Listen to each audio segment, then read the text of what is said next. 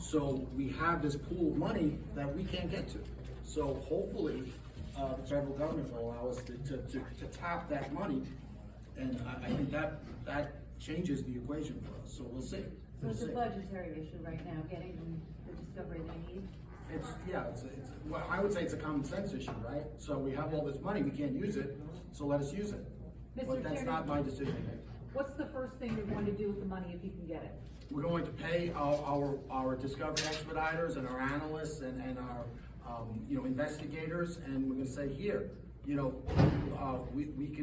put more people on it. We can work essentially 24 hours a day, and we can pump this stuff out. But again, that costs money, money that we don't have. What we have, we just can't use.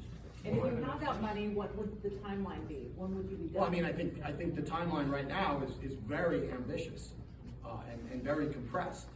Again, given the ridiculous nature of our discovery laws, where I have to provide every single piece of paper that was generated in a case that started in 1993. That's what we have to do, okay? That's what our legislature told us is necessary to do. Fine, we'll do it. Again, when you talk about the issue, the amount of time and effort and money that it takes to comply with that, it's one thing to say, it's another thing to do. We'll do it, just give us the money. DA, you said in court that you pretty much have handed over almost all of the information from the electronic devices. Can you give us that specific figure again? I think it was 99.9. That's a lot. It is. It's almost 100, but not quite. So why is the money frozen? There was an issue with regard to forfeiture that had forfeiture practice that had occurred prior to my taking office. And as a result of that, all the money in our federal forfeiture program has been frozen. So I've heard of government they having problems where they're prosecuting someone and that person is running out of money to put up their defense. I've never heard of the government running out of money in a trial like this. Is this the first time you've ever dealt with something like that? We haven't run out of money. We got plenty of money. We just can't use it. Are you surprised that the judge wanted to set a trial date, possibly naming the trial date in December? Is that being overly ambitious? No, not at all. I mean, I think I'm not surprised that he set that date. I know what his, I know what type of judge he is. I know what his role is. He's pushing. He's pushing. He's pushing. He's pushing. And it's not comfortable to be pushed, but it's, this is our process, so we accept it. And we're going to do everything we can to comply with the judge's directive. Do you have an estimate on the cost of this case for you guys? A lot. And I don't mean to be, glib. I mean, it's just, again, if you think of every single piece of paper that is involved in this investigation, going back to 1993, every single tip, every single piece of paper that was generated, you have to obtain it, analyze it, categorize it, voucher it, digitalize it, and then turn it over in a coherent fashion. And that's all the documentary evidence, that's all the digital evidence, that's all the DNA evidence, that's all the phone evidence, that's all the financial evidence, plus all of the things that were obtained in the search warrants. It is a monumental amount of material. And again, it's one thing to say, now you have to turn all that over, which I understand and I accept. But what does that mean? What does that entail? How much does that cost? This is our system. And meantime, your investigation continues into waiting to hear more about Valerie Mack and others? Our investigation continues on a great many different fronts, yes. Mr. Tierney, do you expect more charges between now and December? Again, we speak through indictments, so if we have another indictment, I'll speak at that time. Can you give us an update on Agent Joe? We've done that community outreach. We really appreciate the partnership we had. State police, NYPD, Suffolk County, a great sheriff's department, a great number of our partners have done that outreach, again, in a number of different languages. And again, we're culling through the information we've received on that. So we'll hopefully we'll be able to, again, if nothing else, we would love to identify that that young person just for their sake and their families. District Attorney, you say all firms, just so I'm clear, that includes, Ray Tierney as not being ruled out for potential other victims, right? Again, I think we started a cold case. We talked about the number of bodies in Suffolk County, so we're proceeding on all of those things. Again, it's a lot, but that's our job. In regard to your office not having access to this money necessary to continue to turn over the evidence over and over and over again, who is at fault for that? Why don't you have access to that money? Because the federal government controls the Department of Justice controls our forfeiture. And I'm sure they're thrilled about me talking about it, but it's the fact. And they've chosen to freeze all of our money. So my proposal would be, give us this money so that we could do this case, which I would say has a very strong public interest in seeing go forward. And again, when you talk about the resources and the money involved, I don't think it's unreasonable to ask for this money. And what happens if that doesn't happen? You know, we're going to do our best. But again, I can't ask people to work for free. But what steps would need to be taken? The last court appearance about splitting these cases up, how would that impact, I mean, do you have a preference about how to try this case? You know, I mean, again, we say we're going to sever the case, but that ignores the state of New York State law. You know, we have to provide every single piece of paper, whether we try one charge murder or all six. So, under our law, they're entitled to everything. So we have to provide it to them. So severing them is not going to lessen our discovery requirements. Is that money comes from a number of cases, or that's just what I'm confused about?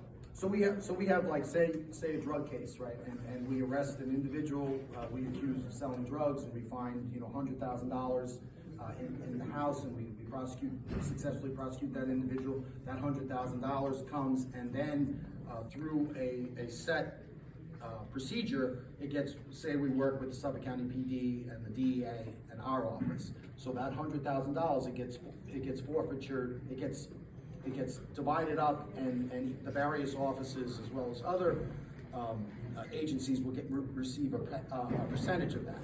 So you multiply that over the 50,000 or so cases we do a year. That is a pretty substantial amount of money. And I'm saying, I'm estimating it's about $13 million. I could be wrong in that figure, but it's certainly millions of dollars. So we're begging, let us use those millions of dollars, again, to alleviate the burden on our taxpayers, the burden on my budget, and let us do, I mean, fortunately, we don't have a lot of these cases that we're talking about here. This is a singular case. And it presents a singularly unique strain on our budget. DA, you announced an indictment yesterday involving sex workers who were victimized allegedly by a police officer and also a school teacher, and there were a bunch of brothels on Sunrise Highway. Did anything in the Gilgo Beach investigation lead you to that case, or was it a totally different set of circumstances? Completely different. DA, what steps need to be taken for that forfeiture money to come back to you? Like, how long will that timeline be? What steps? The federal government just needs to release it. Why did they freeze it? Because they're doing an investigation, and in their, that was the decision they made. We're asking that, and again, they're freezing our entire account, not just the monies related to the conduct in which they're presumably investigating. So there's room. Obviously, we're asking for a portion of that money, something. Again, not so we could redecorate our office, but so we could comply with the very ambitious discovery demands in this case. How often have you been asking for this money? Is it a weekly thing? Is it a monthly thing? And who are you asking it? We're asking the Department of Justice, MLARS? Yeah, and my chief assistant has, I can tell you, has made a nuisance of himself. So that means often. Often. Are there certain areas where there are bills mounting, like certain, outside vendors that you owe that don't want to do work for you? I mean, can you clarify just where this money? Well, listen, the work of the district attorneys is gonna get done. So, and it's not like we're not doing things because we don't have the money for it. It's just, resources are finite. They're not infinite, even for the government. So, this case, is when it comes to an allocation of resources perspective, very challenging.